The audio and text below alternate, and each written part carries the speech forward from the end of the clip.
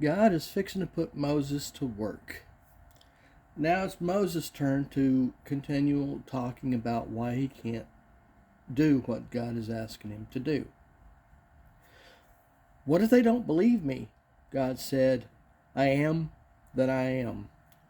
You will have the mighty backing you. Squirrel. God has many names he is known by because he can do many things. The names of God are Jehovah Nissi.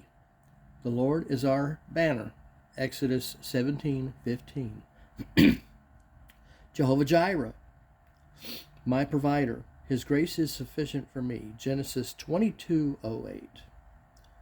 Jehovah Rapha. Our healer. Exodus 15:26. Jehovah Shalom. Our peace. Judges 6:24. Jehovah Raha. Our shepherd. Psalms 23:01. Jehovah Sidkenu.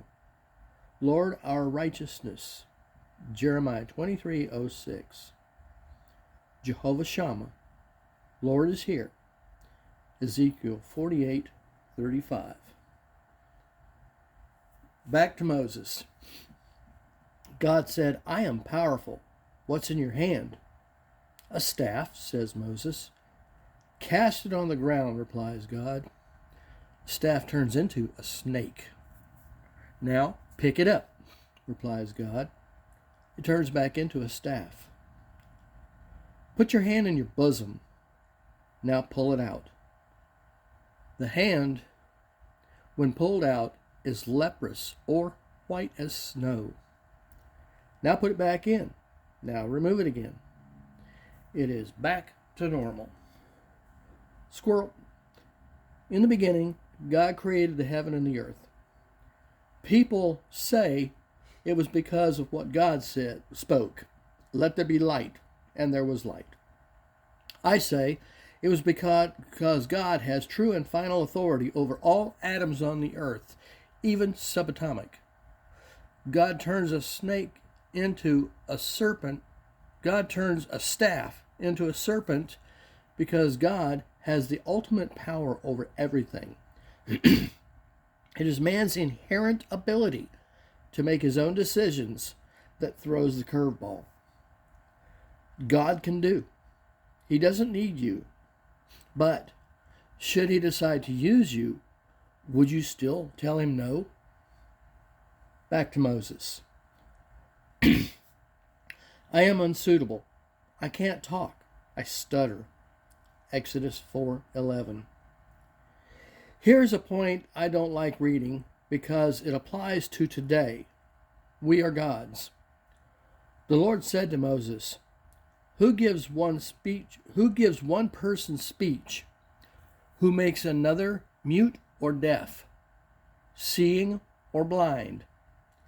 Is it not I, the Lord? God has known you since before you were born. Jeremiah 1:5.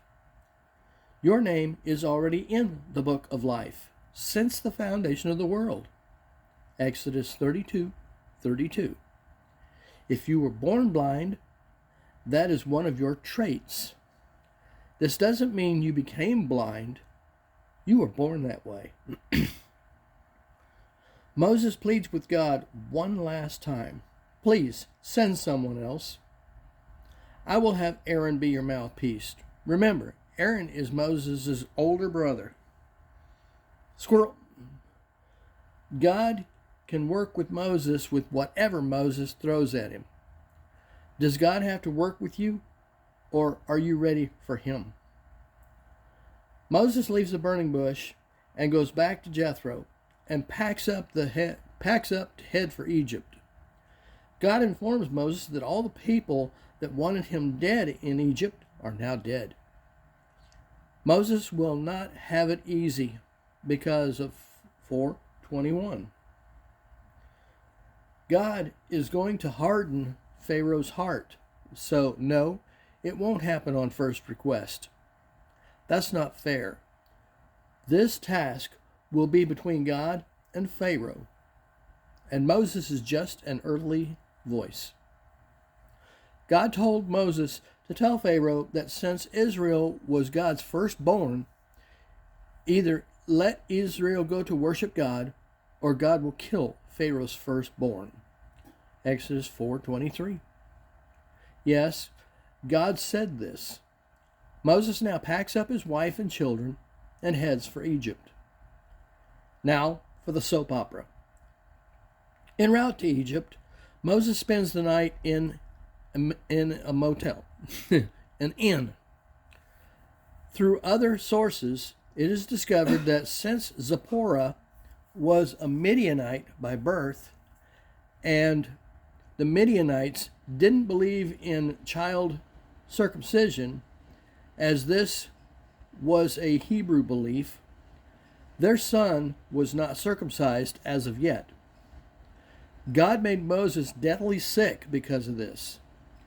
Zipporah had to perform the circumcision on her own son since Moses couldn't. Exodus 4:24. This is not in the Bible, so no need in looking for it. Zipporah cuts off the foreskin of his son and touches Moses' feet with it and says, "Surely you are a husband of blood." Exodus 4:24. Therefore, Moses sent Zipporah and his sons to Jethro because of what she had said to him about his beliefs. Again, this isn't in the Bible, but it is in the Jesus Alive newsletter. God continues on with his plan for Moses. Now, God meets with Aaron. He tells him to go meet up with Moses at the Lord's mountain, or Mount Horeb. Moses is 80 years old now. Aaron was 83. I told you chapter 2 was 80 years. Moses' first visit with Pharaoh was only just a request. Please let my people go, for they have a 3-day journey into the wilderness to worship God and offer sacrifices. Pharaoh says no and increases his demand for brick, but not to supply any more straw. The Hebrews have to go get their own straw. The foreman beat the slaves and demanded that they keep up their output. The officers of the slaves met with Pharaoh to talk about their lack of output of bricks. They asked why the Pharaoh was doing this. Basically, Pharaoh and God were duking it out. Squirrel. According to the Egyptians, Pharaoh was a god himself, and therefore he couldn't back down. Not only said no, but to show his dominance, he told the Hebrews they could get their own straw for brick making. Straw was used to stiffen brick. Back to Moses. This starts a fight between the Egyptians and the Israelite foreman about the difference between how much more the slaves are being beaten for not keeping up the pace of supplying brick, and the Egyptians calling them just plain lazy. The foremen now meet up with Moses and Aaron after meeting Pharaoh about their lack of brick. They tell Mo they didn't appreciate what he was doing. Moses then went back to God and again asked why God had picked him. 4:23. God told Moses, "I have a covenant to fulfill with your ancestors." Moses tells God, "If the Israelites won't listen to me now, what makes you think Pharaoh will?" God then goes through the genealogy and what God promised them. God couldn't back down. Originally, only 70 people went to Egypt, and now there are about 2 million. They want out of Egypt and slavery. Pharaoh is now to take on God. God versus Pharaoh. Pharaoh was big on idol worship and couldn't relate to an unseen God. So not to be dealing with an idol was difficult to him.